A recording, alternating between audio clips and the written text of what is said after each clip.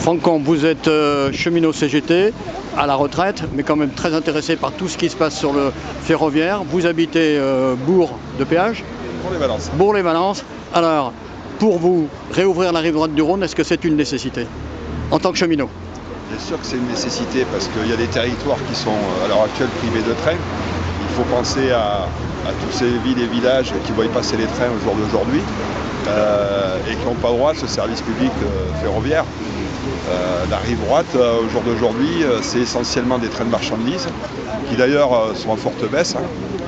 Quand je militais il y a 25 ans pour la réouverture de la rive droite au service voyageurs, on nous opposait l'augmentation du trafic fret.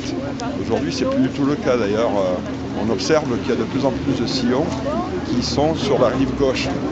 Et d'ailleurs, sur la rive gauche, ça peut jouer sur la régularité des trains, parce que parfois, il y a des trains de marchandises qui se trouvent devant un train de voyageurs, d'où l'explication partielle des retards. Voir sur la rive gauche, justement, circuler des trains dans des conditions indignes pour les voyageurs. Des rames à moitié coupées en deux, surbondées. Ça vous dit quoi, vous qui êtes cheminot? Alors bon, la SNCF vous dirait que le nombre de voyageurs a augmenté. Le problème, c'est qu'on n'a pas mis suffisamment de matériel pour répondre aux attentes des voyageurs.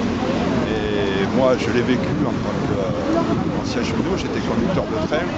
Combien de fois nous est-il arrivé que nous n'arrivions pas à faire monter tous les voyageurs?